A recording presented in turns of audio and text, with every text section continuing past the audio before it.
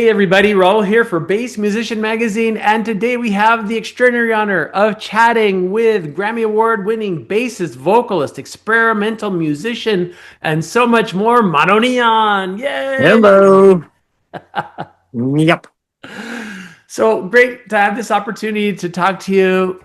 There's so many exciting things going on right now, but as always, we like to go to the past. How did you get started in music and particularly on bass?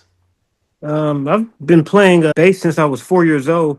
My dad gave me a guitar at four, and I just flipped it over left-handed, and I've just been playing like that ever since.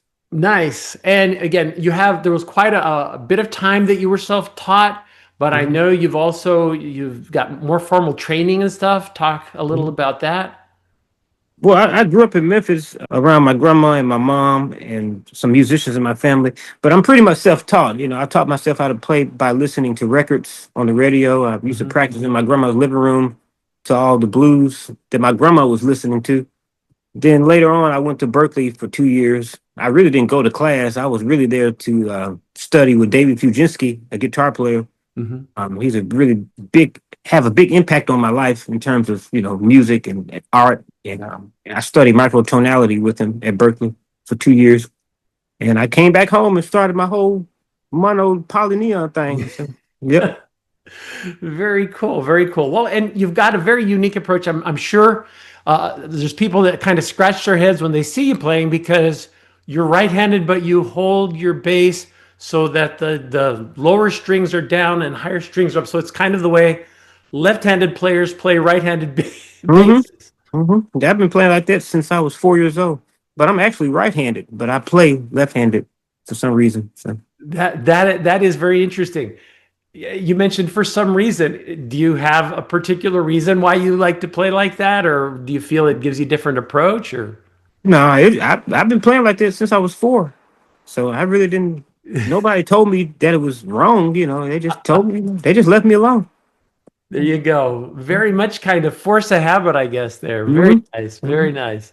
Now, one other detail in your playing, I've noticed that you have a sock on your headstock.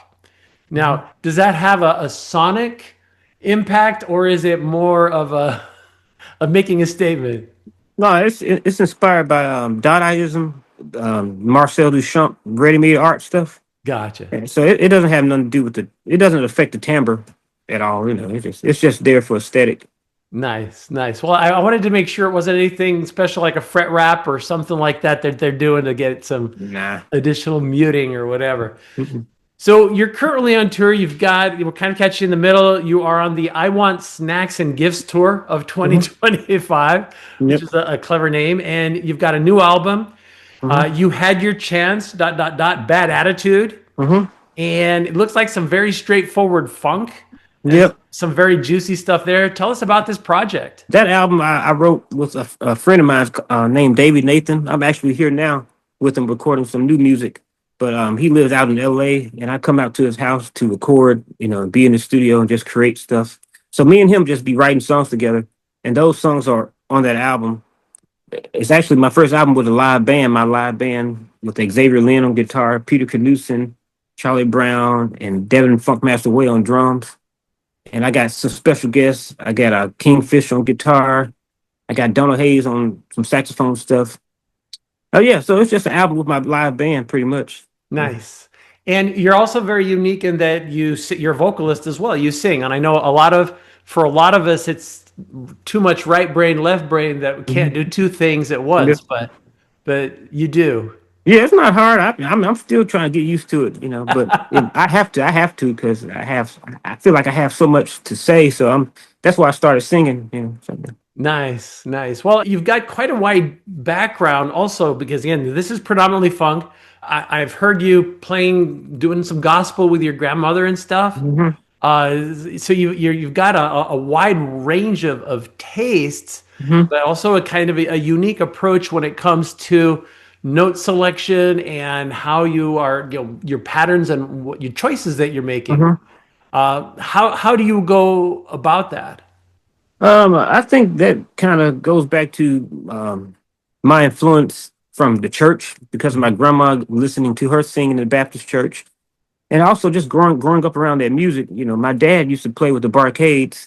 So when I found that out, I used to listen to, try to find records that he probably played on or find a live recording. My dad used to play with Denise LaSalle and Mavis Staples and Pop Staples. So I would find recordings my dad used to play on and just learn that stuff.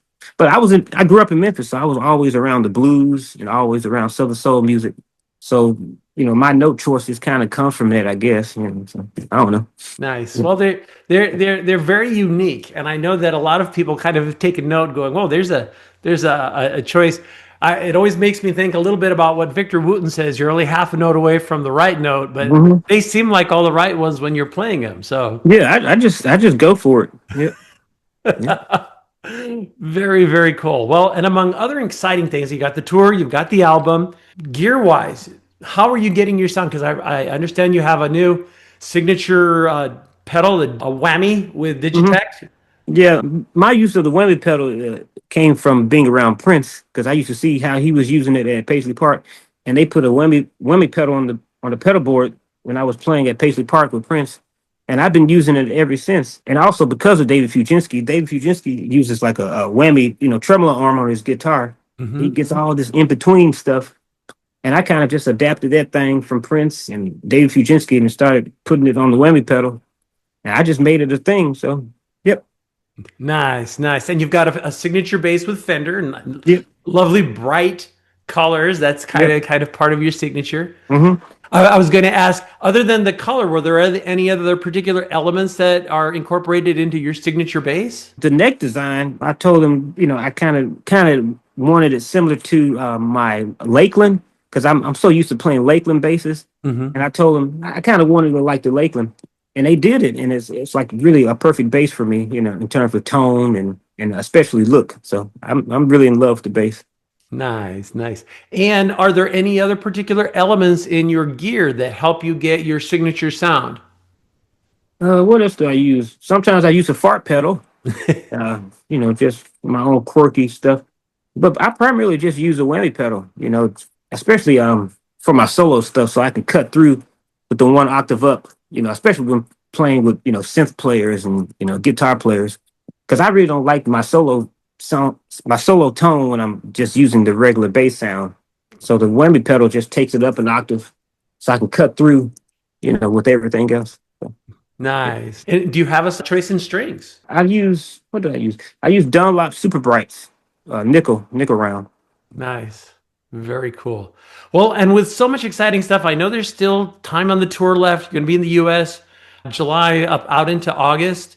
What plans do you have for the future? You mentioned that you're working on a new album and stuff. Uh, You're yeah, busy. yeah. I'm just trying to keep creating and just be in that process of getting better because I really don't have a lot of goals. I don't have goals at all. I'm just so in love with music, and I just want to be in this thing and just try to get better and better and just continuously tour and continuously release music.